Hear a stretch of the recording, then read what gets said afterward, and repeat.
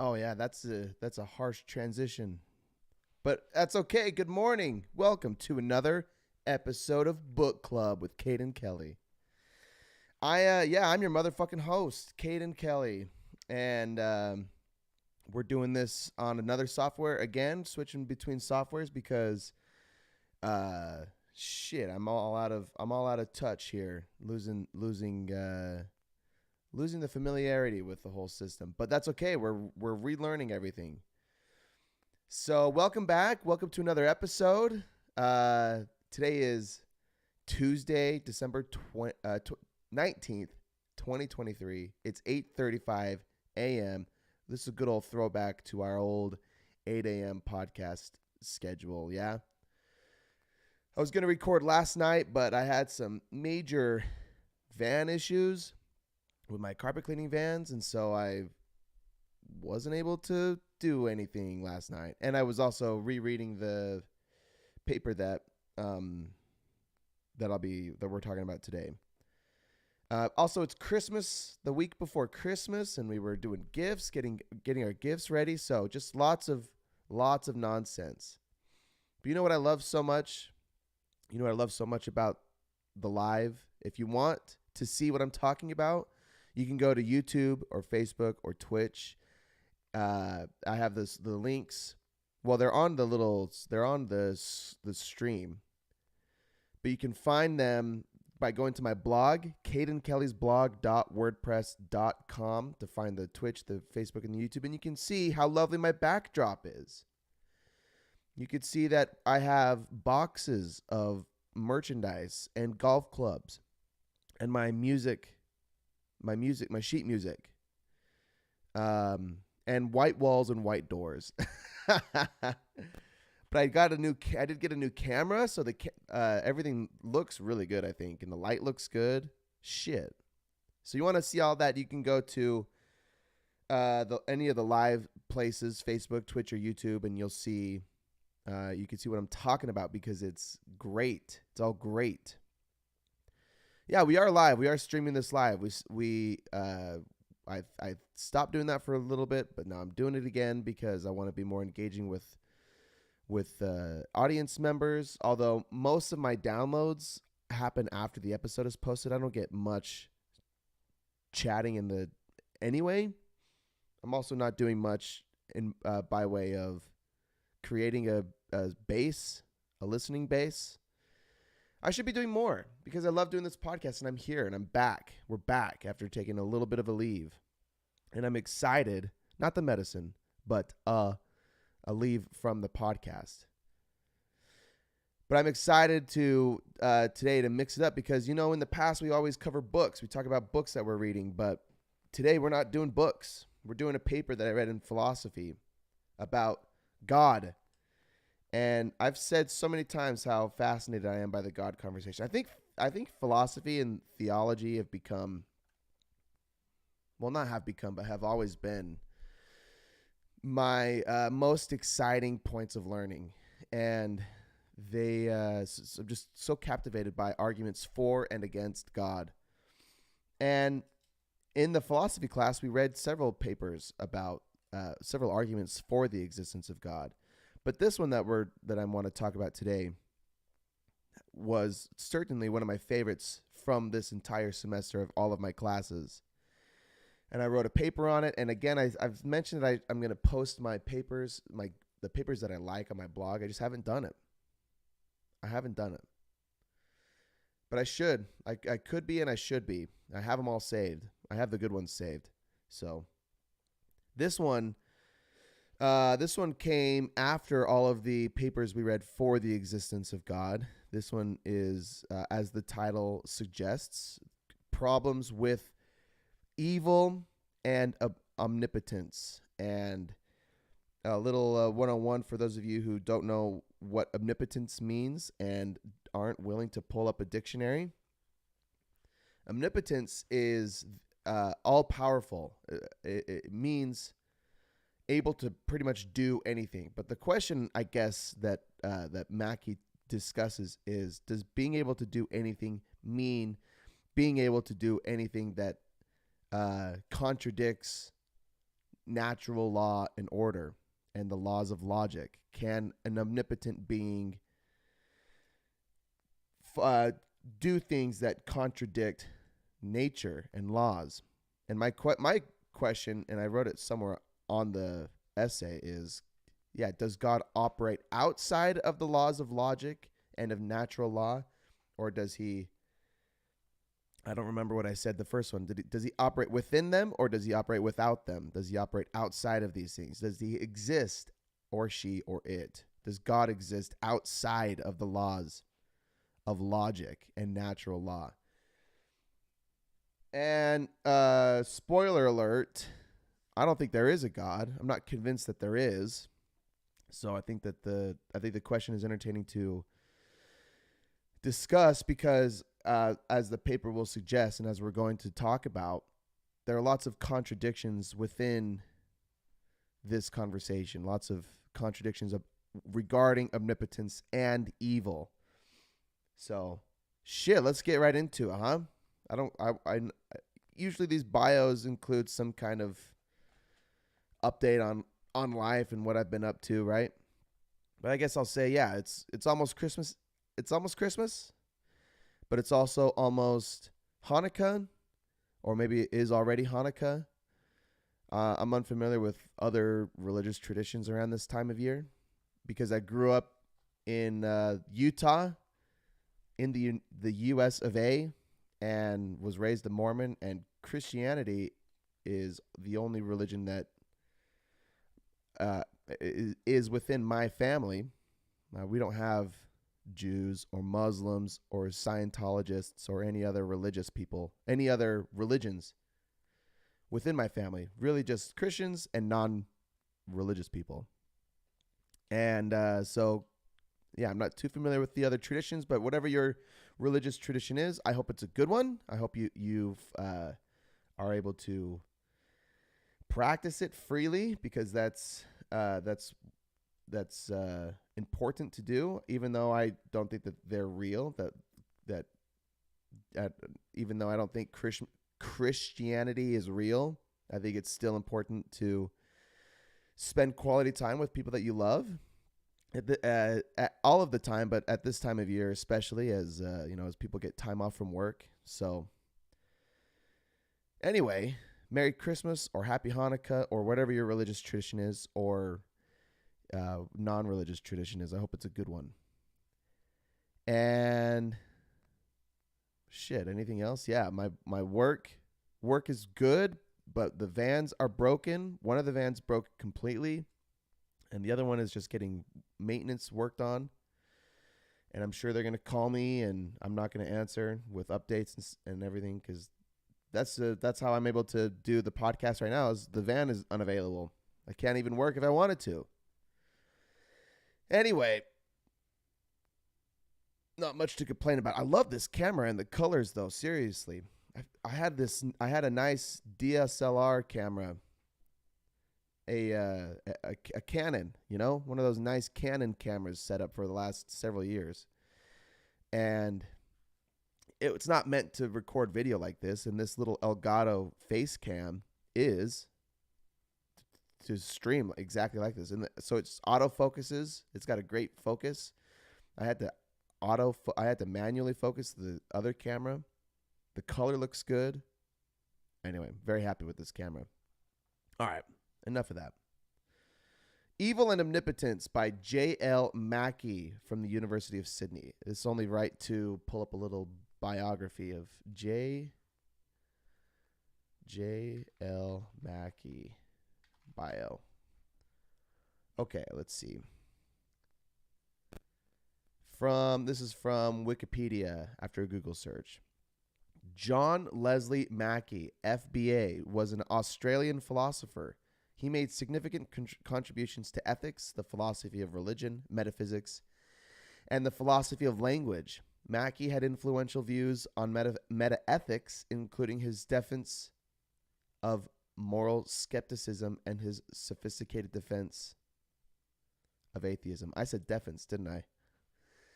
Mackie had influential views on metaethics, including his defense of moral skepticism and his sophisticated defense of atheism. And he wrote 6 books. And he died. He was born in 1917. He died in 1981. I wonder what his books are. Oh yeah, he was a dad. He was married in 1947. Where are his books? Philosophical works. Oh, books. We should look into these. Truth, Probability, and Paradox in 1973. The Cement of the Universe, a study of causation, 1980. Problems from Locke, 1978-6. Ethics, Inventing Right and Wrong, 1977. Hume's Moral Theory, 1980. And The Miracle of Theism, Arguments for and Against the Existence of God, 1982. That one sounds fascinating. I think I've heard of that one before. So that's who we're reading from, J.L. Mackie. And this paper looks like the reference at the top, it says it's from, or let's see. Yeah, it's from Mind, a journal called Mind, volume 64, number 254. Whatever. If you want the DOI, message me. I'm not trying to get sued. You know what I mean? Okay. So let's get into it. So he has a little introduction here where he shows or explains what the point of the paper is. He says, here it can be shown not that religious beliefs lack rational support, but that they are positively irrational, that the several parts of the essential theological doctrine are inconsistent with one another, so that the theologian can maintain his position as a whole only by a much more extreme rejection of reason than in the former case. He must now be prepared to believe not merely what cannot be proved, but what can be disproved from other beliefs that he also holds. So yeah, it's fair to recognize the bias that our boy here, Mackie, is presenting. Seems like he's a pretty fervent atheist, arguing strongly for this position. But you know, it's hard to read people's intentions a lot of the time. That if he were directly against or opposed to theism, or in other words, described as an anti-theist, where he is, you know, rejecting good evidence for theism to support his own case for anti-theism. It's tough to tell whether that's someone's intention or if their intention has Alex O'Connor describes as a non-resistant non-believer, where they are open to evidence and arguments for the existence of God. They're not actively trying to not believe in God or in theism or in any supernatural power, but they're not convinced that the arguments for such a being or such a creature is viable or reliable. So intentions I think are so important to address. When you listen to people like Christopher Hitchens, where he fervently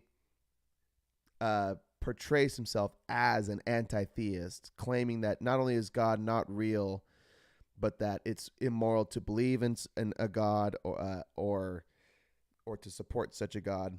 And that's my I guess it's a very shallow interpretation of what he does, of his work, of Christopher Hitchens' work. But, you know, not...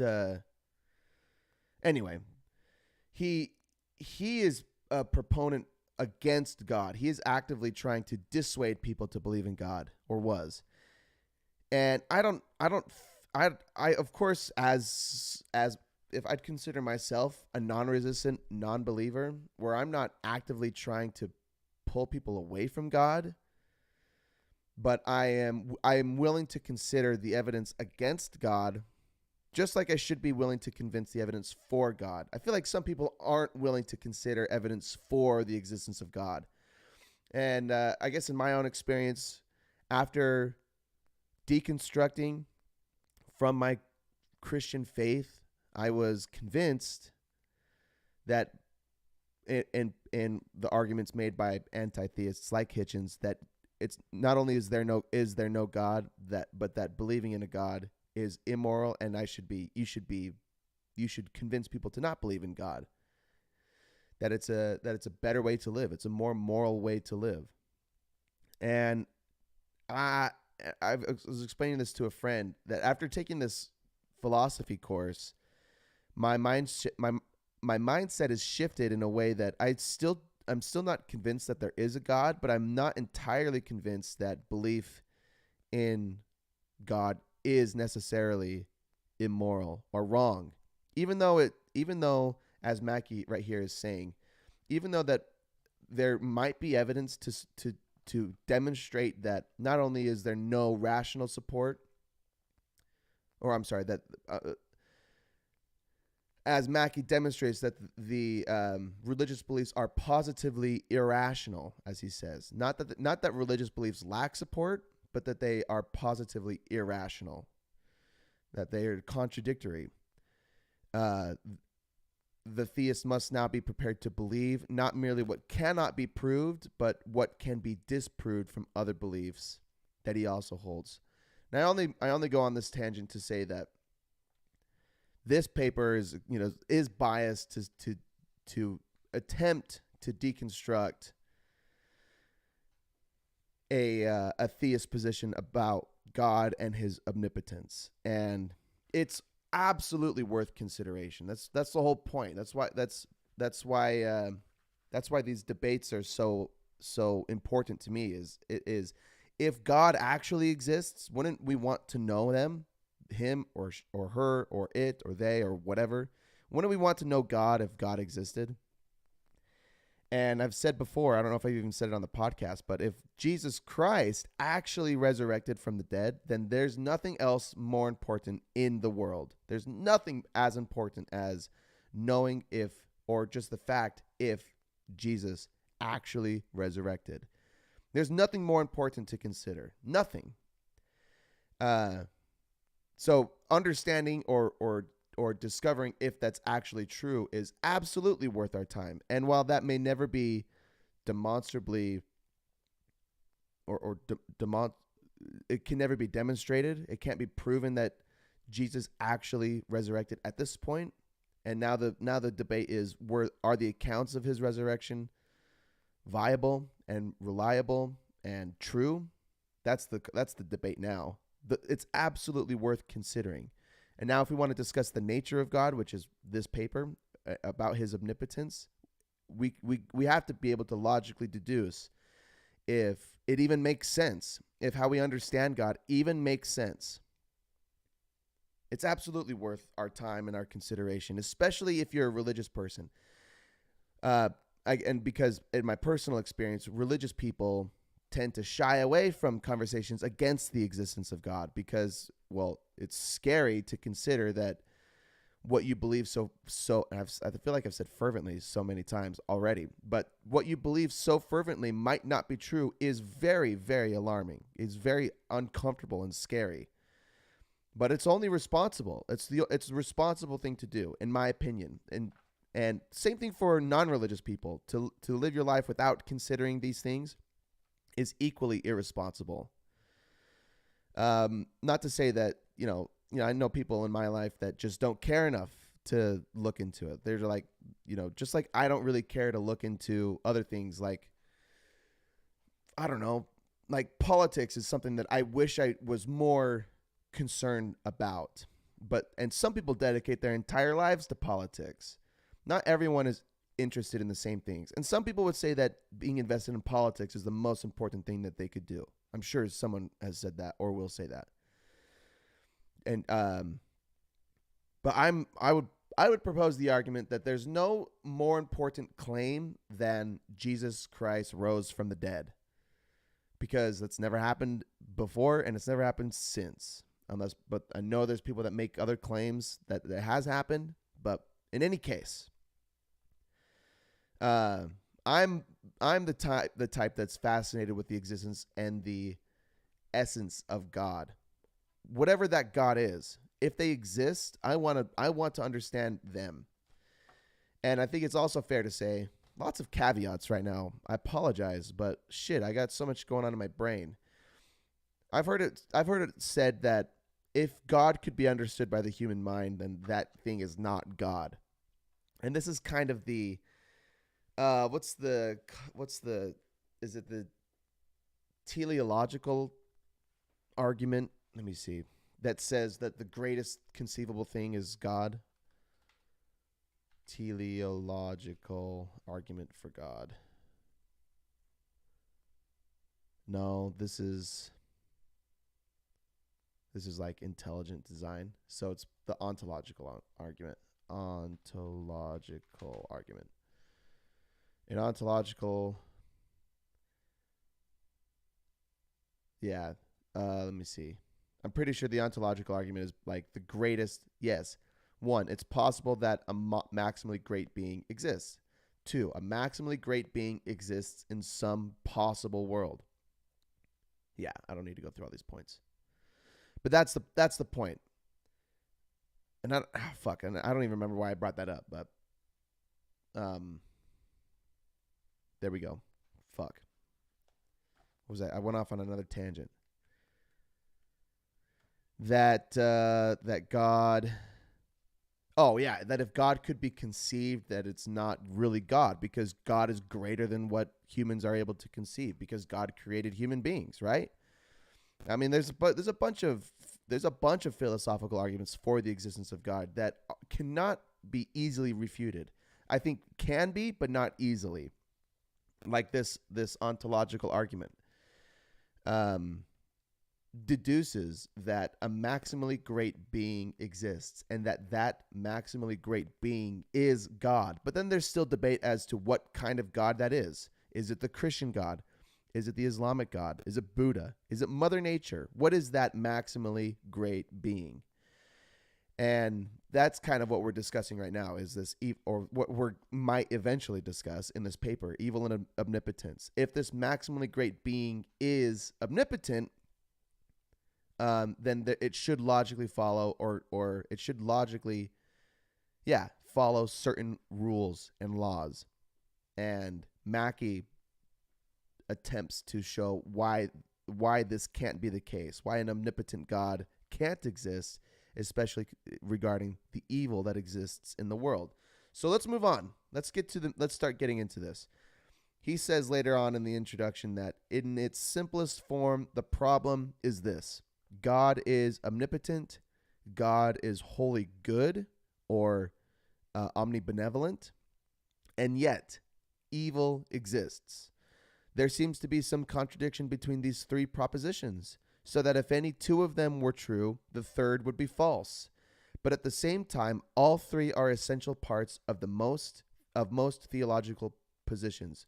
The theologian, it seems, at once must adhere and cannot consistently adhere to all three. The problem does not arise for theists, but I shall. Yeah. He says later on, from these it follows that a good omnipotent thing eliminates evil completely.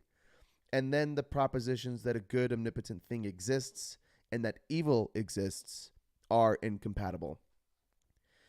And I think what's fair to say too is he presupposes a lot of theist positions and theist doctrine and claims about an omnipotent God, or about God at all. I mean, there's some theists, I'm sure, that would say that God is not omnipotent, or that cannot be omnipotent, or cannot be omnibenevolent, or cannot be omnipresent. I think it's omnipresent, like cannot be everywhere all at once at the same time. Oh, I don't think I have any tea left. Dang it. Yeah, I'm a tea drinker now. You know, I used to drink all that coffee, but ever since my colitis has gotten out of control, I've had to tone it down to tea. But I actually love tea. I get this chamomile. It's so good. I don't even need honey. I get the chamomile. What's the brand? I forget. Yogi tea? I don't remember. So good. But I got this water. All right. So yes, he presupposes many theological positions, but and it's worth considering that there are so many fucking positions and disagreements just among theologians, amongst Christians, specifically. Not well, yeah. I just mean to say that even people that believe in the same God and go to the same church can have discrepancies about who God is and what His nature is, or hers, or its nature, right? Because we don't know who God is. It could be a she. It could be a she, or it could be an it. Whatever. But even people who go to the same church and are under the same rooftop will have discrepancies on what the nature of God is. So we're presupposing certain qualities or certain positions for these theologians, for religious people. But it seems that they're mostly generic. Things like that God is omnipotent, that God is all powerful and can do anything, right? That's not an uncommon position to hold for a theistic God. Okay, so he first considers adequate solutions to this, to what seems incompatible, that there is evil in the world, that evil exists, and that God is all good. How can these two things exist at the same time? And some adequate solutions. It seems it's a pretty short summation, but pretty much that evil doesn't necessarily exist. That the way we understand evil doesn't really exist, and so therefore there is only goodness. And I think from like a moral relativist, I sometimes still struggle with the idea that good and evil actually exist, because I'm not faced with this quandary because I don't think that God exists. And so therefore I don't think that there is this objective goodness or objective evilness. I don't think they're real. I think that it's all relative. And there's so much debate amongst even philosophers about whether evil and goodness actually exist, that they exist objectively regardless of the individual.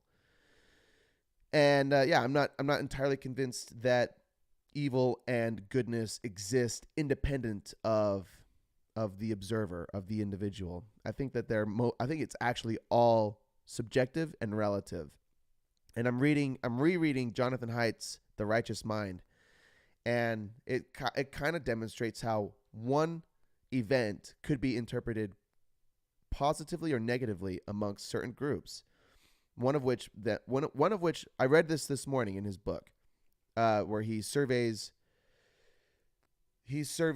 so many people in different parts in I think Pennsylvania, rich and poor people, old and young in Pennsylvania, rich and poor, old and young in two different parts of Brazil. And I'm sorry, he's referring to Turiel's study about morality. I don't need to go down that rabbit hole, but something like an example that he used was, is it okay for a woman to make dinner and eat dinner with her spouse and her spouse's older brother? And most people in the United States, in fact, if not all of them, would say that that's okay.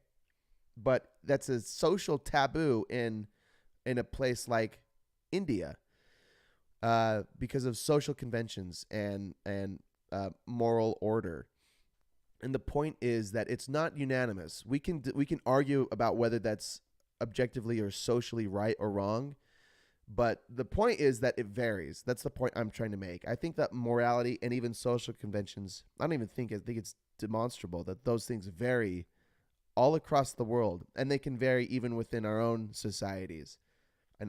Our ideas of how the world should function varies even within our own super close knit groups, like our families and friends. Everyone's got their own opinion. But that's why I love reading this book. I guess I just love the concept of morality and where it comes from and why it exists. And anyway, so what he says, like an acceptable solution to this problem of why evil exists in a world where an all good and all powerful God reigns, is that evil doesn't actually exist. And if that's the case, then this is not a problem. But he says, besides these half-hearted solutions which explicitly reject but implicitly assert one of the constituent propositions, there are definitely fallacious solutions which explicitly maintain all the constituent propositions but implicitly reject at least one of them in the course of the argument that explains away the problem of evil. And those constituent propositions are that evil, what did he say? That a good, omnipotent thing exists, that evil exists, and that these things are incompatible. Oh, yeah. I'm sorry, I missed one. That a good, omnipotent thing eliminates evil completely, that the proposition of a good, omnipotent thing exists, and that evil exists are incompatible. Okay, so here are fallacious solutions that theists propose to explain away the problem of evil. And he goes through why these things are fallacious and incompatible with reality and illogical. The first one is that good cannot exist without evil, or that evil is necessary as a counterpart to good. He says, first, it sets a limit to what God can do, saying that God cannot create good without simultaneously creating evil. And this means either that God is not omnipotent or that there are some limits to what an omnipotent thing can do. And this is where I wrote in the margin, is God bound to the laws of logic, or does God exist and operate outside the laws of logic? And this is a term I've heard several times, laws of logic, that still are, it's new to me. I'm not entirely sure. But the laws of logic are things like the excluded middle. Let me just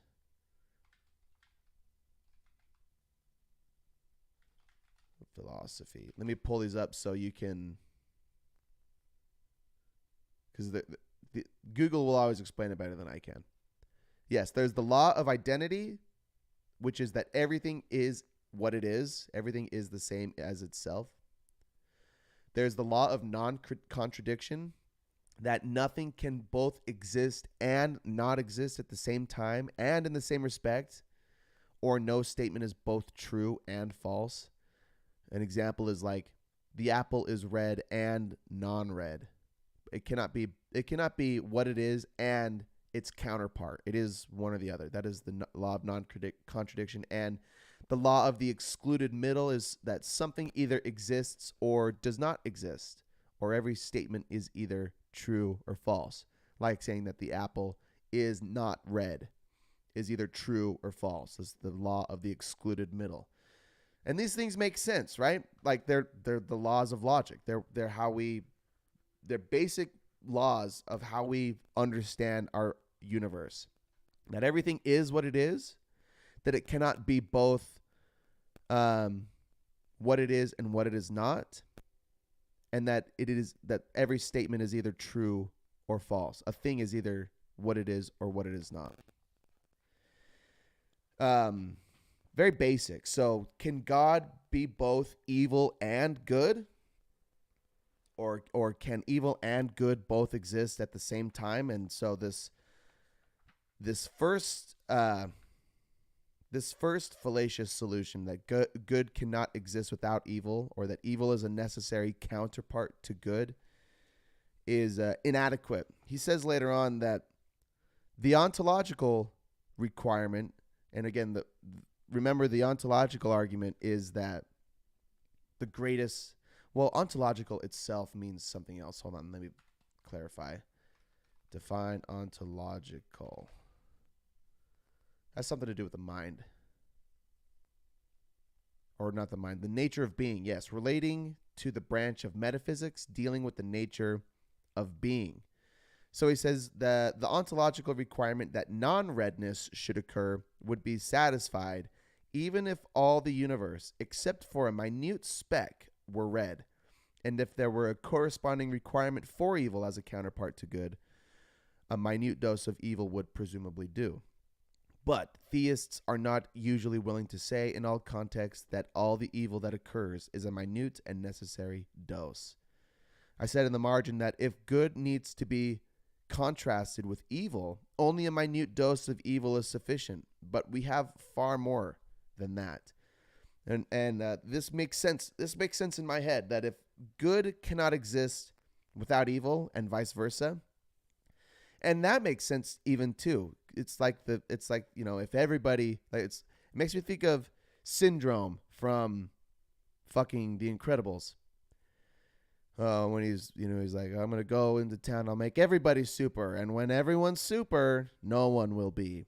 You know what I mean? If you feeling you picking up what I'm putting down? If there is only superheroes, then nobody's a superhero, right? If everybody is wealthy, then nobody is wealthy. If everybody is beautiful, then nobody is beautiful. The contrast needs to exist for these different entities, or these different how would you describe them? Qualities to exist. So evil cannot exist without goodness, because if everything was good, then there would be no goodness, because there would be no evil to contrast it.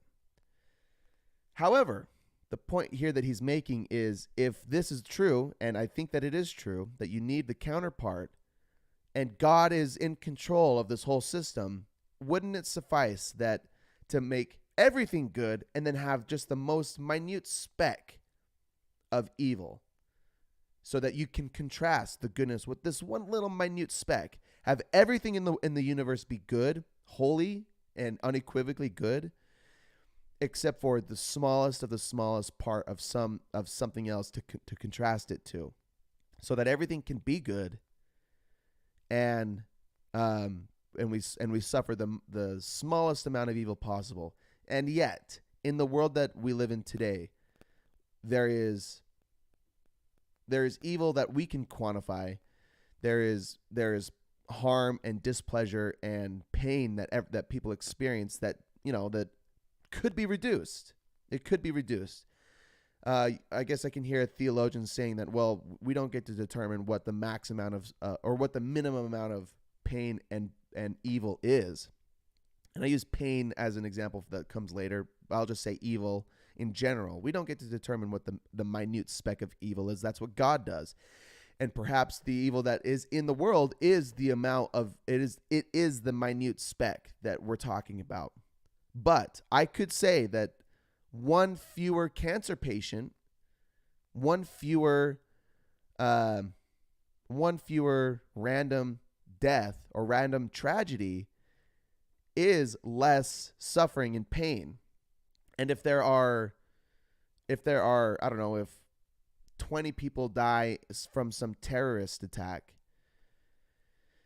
then wouldn't 19 still be less pain and suffering, but still have evil and goodness to contrast? And still, if 20 people died in a terrorist attack, and that was reduced to one person died in a terrorist attack, there is still a contrast between good and evil. And if God could reduce the amount of evil to the smallest number of the small, then why doesn't he? And like he says, most theists are not usually willing to say that all evil that occurs is a minute and necessary dose. So this answer, and we can move on, this answer that good cannot exist without evil and that evil is a necessary counterpart to good is a valid response to the problem of evil, that God needs to allow some evil. But why doesn't he reduce it to its smallest component, if he could or if he can? And that's what we're going to get into next. The second fallacious solution is evil is necessary as a means to good. So the first point was that good cannot exist without evil. And this point is that evil is necessary as a means to good. He says, if God has to introduce evil as a means to good, he must be subjected to at least some causal laws. Unless a favorable answer, he says later on, unless a favorable answer can be given to this question, the suggestion that evil is necessary as a means to good solves the problem of evil only by denying one of its constituent proponents or propositions, either that God is omnipotent or that omnipotent means what it says.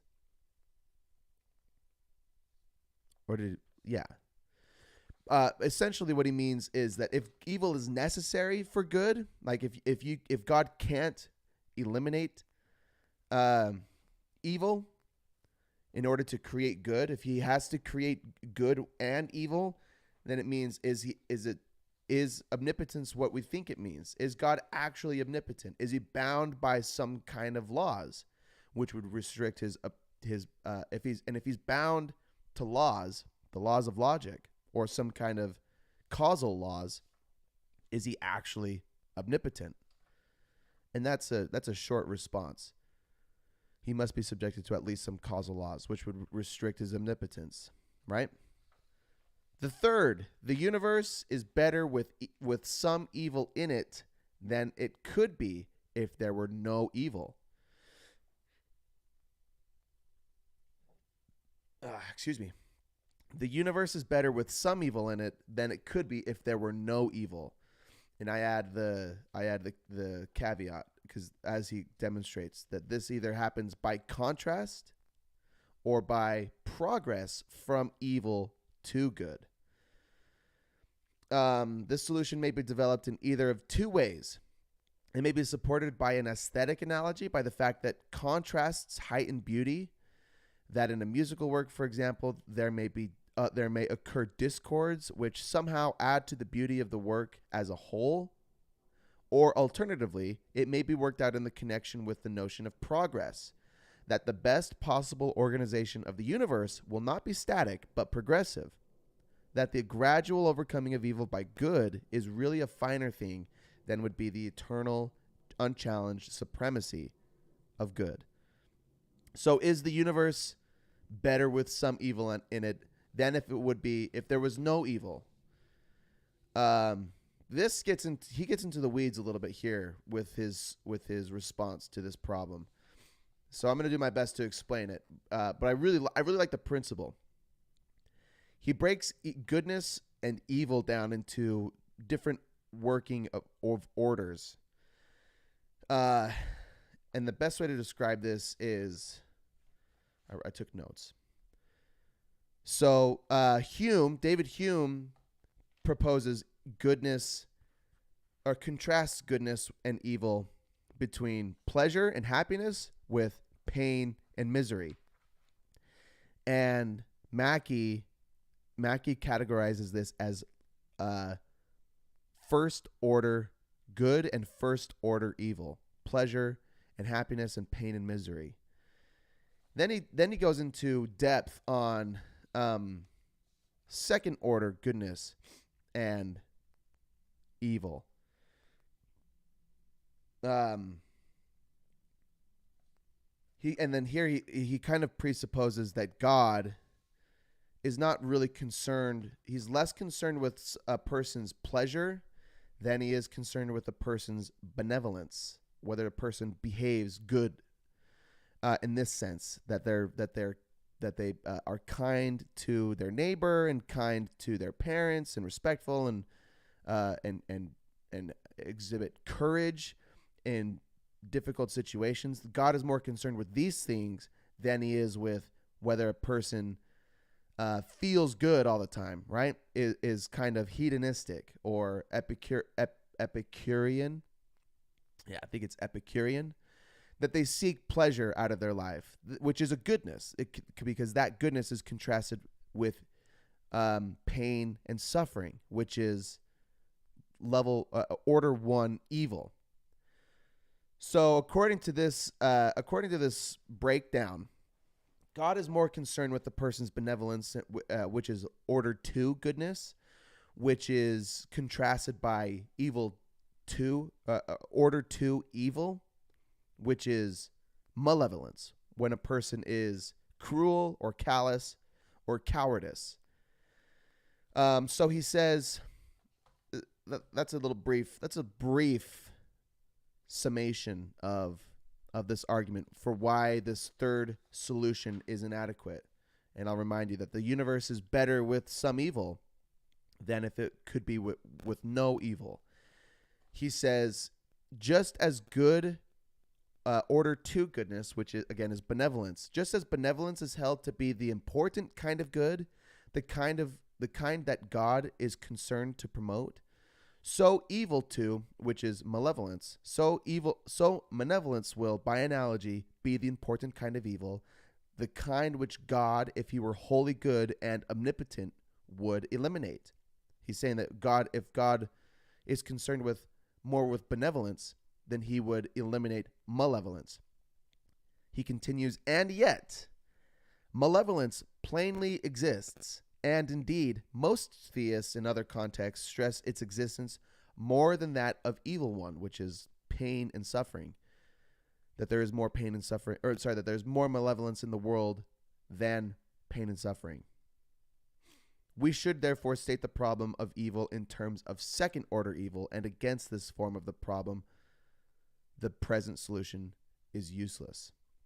And against this form of the problem, the present solution is useless. Okay, and then this goes into this is the segue into the last solution to the problem of evil and omnipotence. But just to summarize and to do my best to summarize this, each order of good and evil influences the prior. So benevolence and malevolence influence or directly contribute to a person's pain and suffering or pleasure and well-being, right? So you take this one step further, take benevolence and malevolence one step further. What influences those things? And it is the fourth solution, which is human free will. So I'll say, just to summarize the last point before we get into free will, the reason that this solution is fallacious or inadequate is because God is not wholly concerned with the person's. Well, okay, we're presupposing that this God is not concerned with the person's pain and pleasure as much as he is with a person's benevolence and malevolence. Whether a person is doing good and behaving good compared to if they feel pleasure in their existence.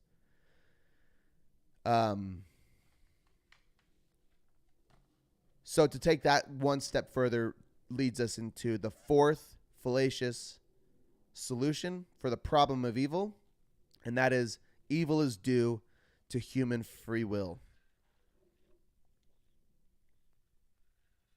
So, he says, to explain why a holy good God gave men free will, although it would lead to some important evils, it must be argued that it is better on the whole that men should act freely and sometimes err than that they should be innocent automata, acting automata, acting rightly in a wholly determined way. And I read an awesome paper on free will as well early in this semester that is definitely worth bringing up and discussing as an episode. He says, I'll read it again. I think it's crucial. To explain why a holy good God gave men free will, although it would lead to some important evils, and it must be argued that it is better on the whole that men should act freely and sometimes err than that they should be innocent automata, acting rightly in a wholly determined way. The argument here about free will is that it is better for men to act freely and make mistakes and commit evil than it is better. That is a better universe than if evil, or if that God created innocent automata. And let me pull up the definition for automata, but it's basically like robots. It's basically robots. Automata. Moving mechanical device made in imitation of a human being. Yeah, a machine that performs a function according to a predetermined set of coded instructions, especially one capable of a range of program responses. But this one's better. Used in similes and comparisons to refer to a person who seems to act in a mechanical or unemotional way. So it is better to create a person that can act freely and make mistakes and commit evil than it is to create innocent automata acting rightly in a wholly determined way.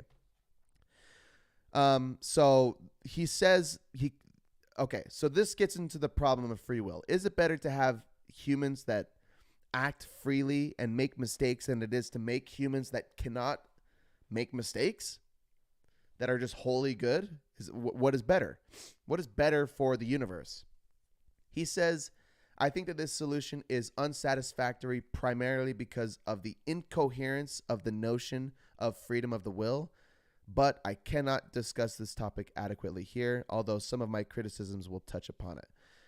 So really, it goes into the whole discussion of, he only lightly touches on the discussion of free will as a response to this problem.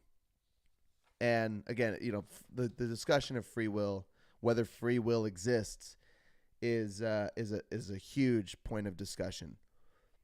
One that I hope to talk about in another podcast. So he makes some brief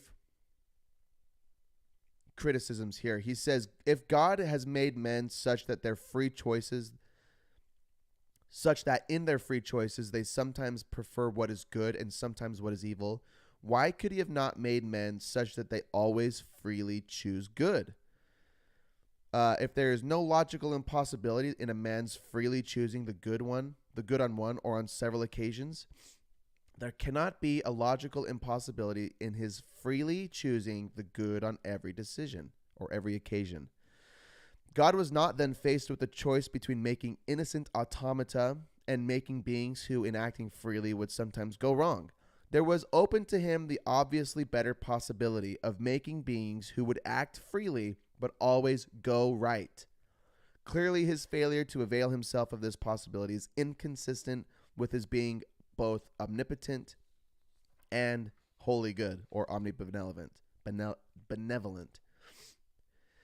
And my criticism to this is that if you created something to perform a certain function, right? If you create humans, if I was God and I created humans to only choose goodness, to only choose good, then if there's nothing to contrast that goodness to, then how could you define that thing as good? Unless that God, again, exists in outside of these laws of logic and can demonstrate that goodness is good and evil is evil without introducing evil, without introducing things like suffering and malevolence. It's a quandary here. I think that theists face, that if we have free will and God allows us to act freely, to make our decisions freely, and allows us to sometimes commit evil, then we are essentially slaves to if we were created without free will, we're slaves to our decision. We're slaves to goodness, or to whatever that God has created us for. And if we have free will, we're not slaves in that sense. What's the thought is escaping me. Maybe I'll move on. I forget where I was going with that. But what he's saying here is if why couldn't God have created beings that always choose the right option? And I think that if that's the case, if humans always chose good, then there would be no evil. And if there was no evil, then how could there be good? You need the contrast. And he talks about the contrast a little bit more as we go on. Let me move on. He says, Only on this assumption can God escape the responsibility for men's actions.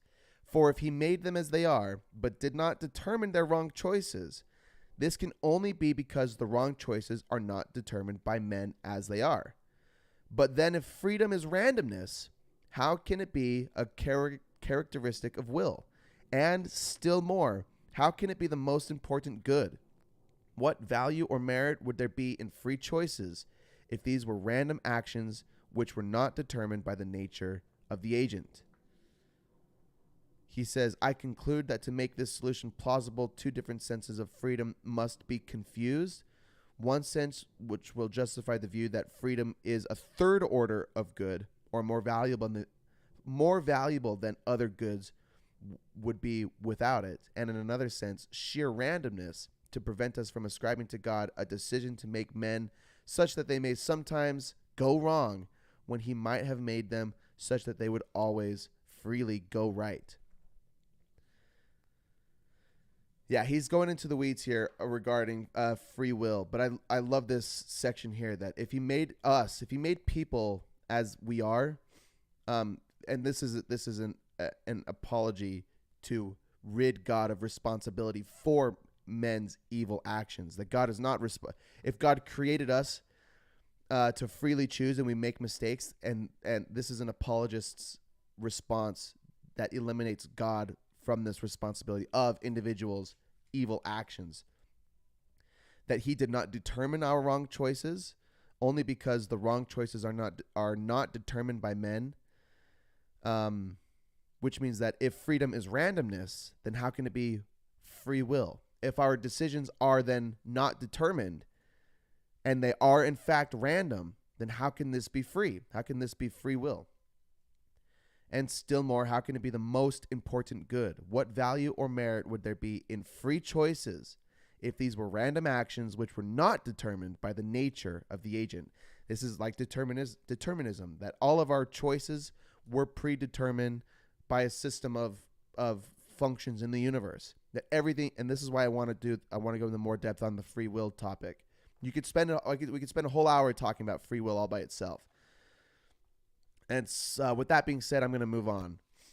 He says, for if men's wills are really free, this must mean that even God cannot control them. That is, that God is no longer omnipotent. It may be objected that God's gift of freedom to men does not mean that he cannot control their wills, but that he always refrains from controlling their wills. But why, we may ask, should God refrain from controlling evil wills? Why should he not leave men free to will rightly, but intervene when he sees them beginning to will wrongly? If God could do this, but he does not, and if he is wholly good, and the only explanation could be that even a wrong, free act of will is not really evil, that its freedom is a value which outweighs its wrongness, so that there were real... Oh, fuck, I keep fucking this up. Let me start the sentence over. It's a long sentence, sorry. If God could do this, meaning if he could intervene when someone wills wrongly, if God could do this but does not, and if he is wholly good, the only explanation could be that even a wrong, free act of will is not really evil. That its freedom is a value which outweighs its wrongness, so that there would be a loss of value if God took away the wrongness and the freedom together. But this is utterly opposed to what theists say about sin in other contexts. The present solution of the problem of evil, then, can be maintained only in the form that God has made them so free that he cannot control their wills. And I write in the margins that if he could intervene in stopping an evil, free-willed person and doesn't, then he isn't omnibenevolent. And I think that argument would hold. If you could prevent somebody from committing an evil act, if you knew that it was going to be evil, right? If you know everything, if you're what is knowing everything? There's omnipotent, omnibenevolent, omnipresent. I think omnipresent is knowing everything. Anyway, if you knew everything and you knew that somebody was going to commit an evil act, if you knew that was going to happen and you have the power to stop it, and you don't, are you an evil person? And this kind of goes like, this reminds me of my brother's situation right now, where he's stuck in a lease where his residence has mold. And is he morally responsible to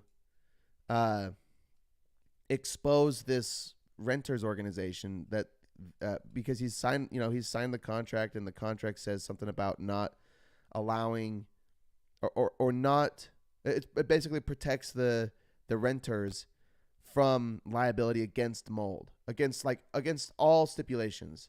So he's just screwed. He can't get out of his lease. He can't hire a mold remediation company to do it. He'll get fined by the association. Like, he's just utterly screwed. So is a person morally obligated to correct an evil doing if they have the power? And if God could prevent a person from doing an evil thing, and he doesn't, is he either incapable of preventing the evil, or is he not actually all loving, right? Or is he not all good? If he allows evil to happen, is he actually not all good? That's pretty much the point. He goes more into a paradox, this omnipotence paradox. He says the question is not whether God originally determined the future actions of his creatures, but whether he can subsequently control their actions, or whether he was able in the original creation to put things beyond his subsequent control. Even on determinist principles, the answers yes and no are equally irreconcilable with God's omnipotence. Yeah, so the question isn't whether he originally determined our actions, but whether he can now control our actions. Did he make us so free that he is now unable to influence or change or intervene in our decision making?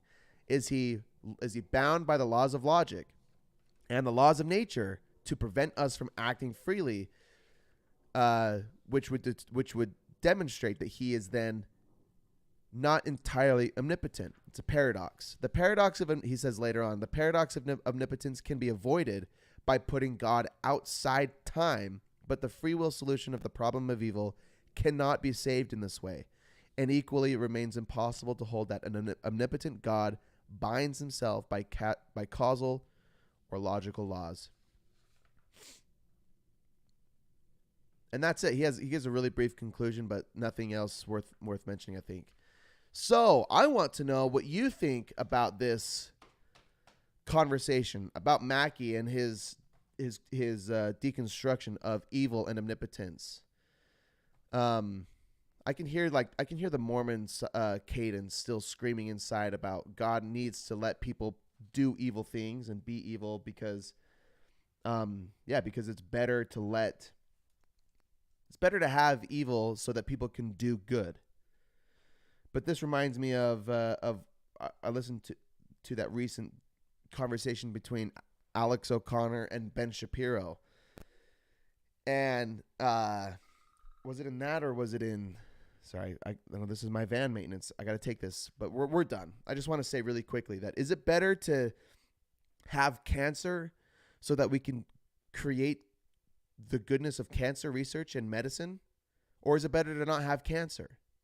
And that's essentially the problem of evil to me in a really, really brief nutshell. Is it better to have evil so that we can have goodness to combat evil, or is it better to not have evil? Which means we don't have the benevolence either. Is it better to have cancer so that we can have cancer saving medicine? Is it better to have homeless people so that we can create homeless shelters, or is it better to not have homeless people? Right? It's an interesting question. And I can just hear some people, especially my old religious self, saying that it's better to have evil so that we can be good. It is at least to me, it's a pretty ingrained principle in theism and in theology that we need evil, so that we need Satan so that we can have Jesus Christ. We can have a savior. But is it better to have a devil so that we can have a savior, or is it better to not have a devil and not need a savior? You see what I mean? What's better? What's better for the universe? What's better for us? What's better for individuals? And yeah, it's good to have the contrast. We need contrast in order to establish different qualities. We need evil in contrast to goodness, for goodness to exist. Otherwise, goodness cannot exist. But is having goodness an essential quality? Or rather, does having goodness justify having evil, or allowing evil to exist? And again, I'll reiterate in my conclusion that I don't think that God exists to create this contrast or this quandary. I just think that it's a natural proponent of our universe, of nature, and that we are creating every day these differences between goodness and evil, so that we can function in a society. I think that's it. I don't think there's anything more to it. I don't think that goodness or evil exist independent of an individual. Like, if no humans existed, would there still be goodness and evil? I don't think that that exists. I don't think that goodness and evil exist outside of humans or outside of the individual. Rather, I don't think that evil and goodness exist objectively. I think it's all subjective. And so I think that, and I'm sure that Mackie feels somewhat similar, and I'm just asserting that based on what I know about his belief system, which is that he's an atheist. I don't think, but he does a really, at least this paper to me is so compelling for the problem of evil with God. It doesn't seem that it can be reconciled that God exists, that he's all powerful and all loving, and yet allows evil to exist. It's a huge conundrum. And really the only acceptable solution, as we pointed out at the beginning, is that evil doesn't actually exist. That it's just made up in our minds. That God actually exists, is all powerful and loving, but evil does not actually exist. That all of these, how to describe them? That these principles, what kind of principles did he call them? Shit. What kind of principles did he call them? No, it came earlier. Fuck. Anyway.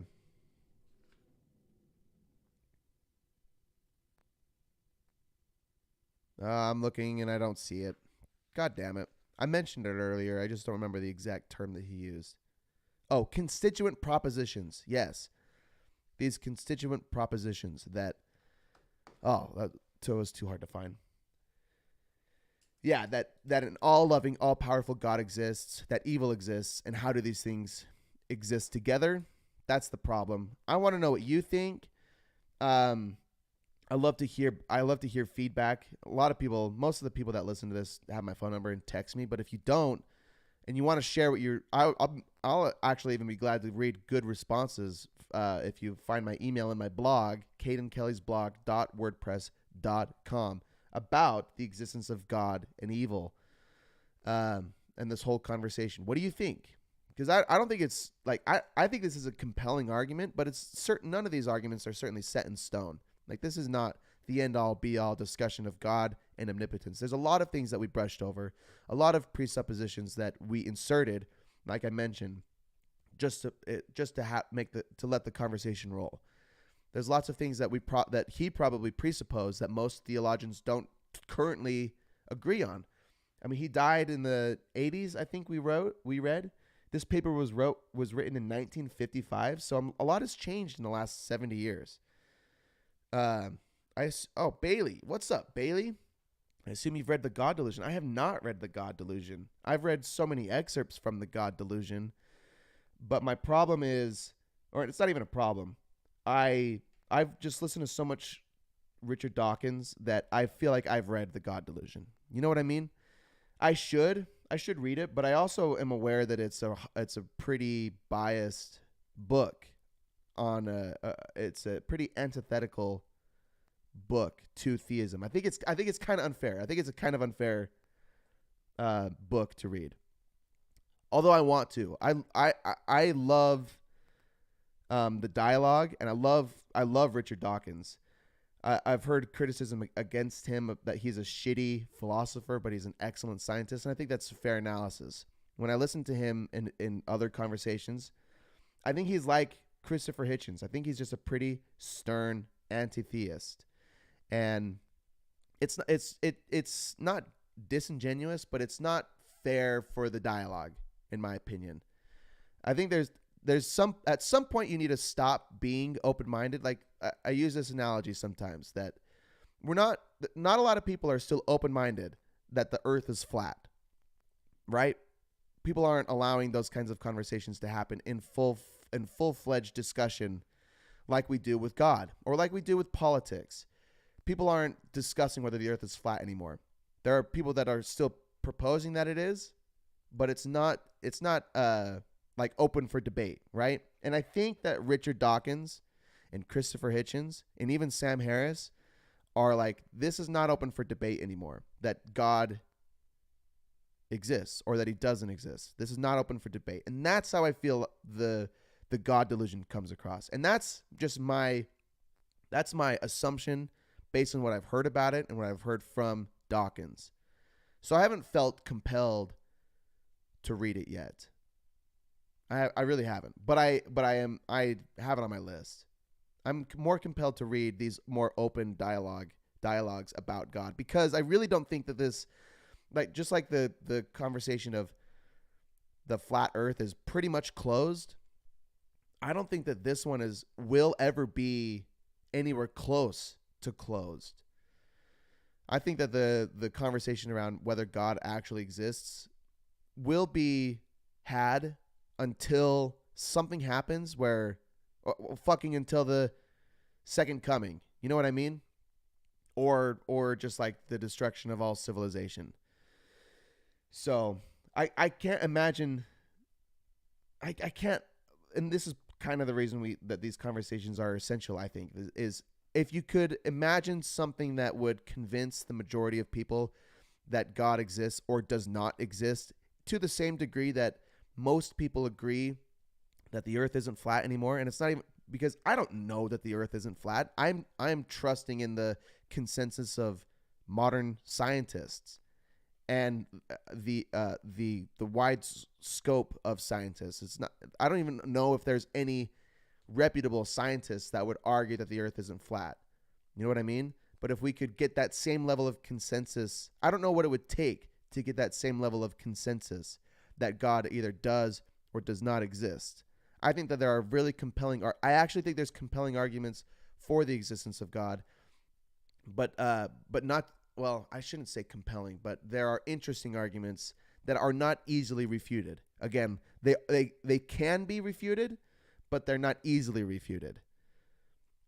Bailey says, by the way, this is Bailey Plays a Game. She streams live Monday, Tuesday, and Friday.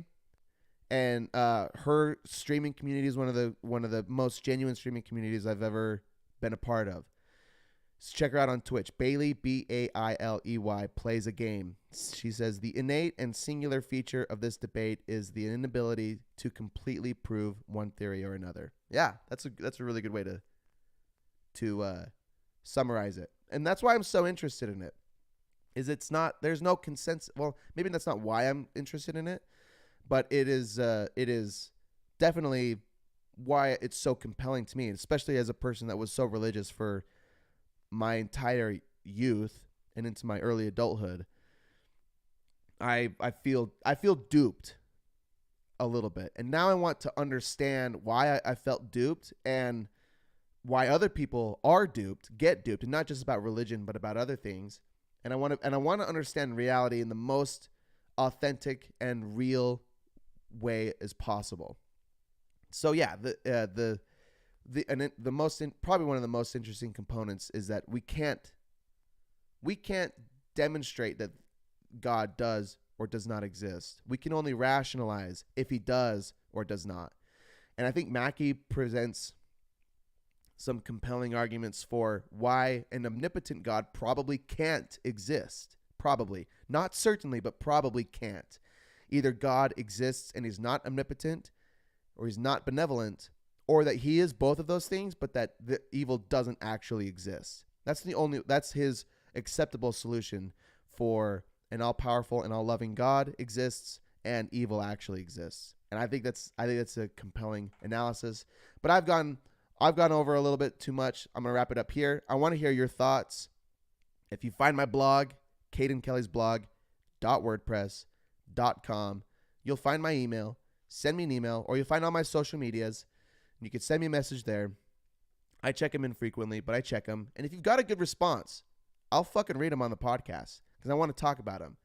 And hopefully at some point I can get into the free will paper and talk about that here too, because I think that is one of the most fascinating conversations too. In any news, that's it. Thanks for tuning in. We got an hour and 15 minutes. Go have a great week. Again, enjoy your holidays, whatever holiday you celebrate, whatever it is, wherever you are in the world, enjoy it. Make it a peaceful one. Make it a rewarding one. Be kind to yourself, and we'll see you at the next one.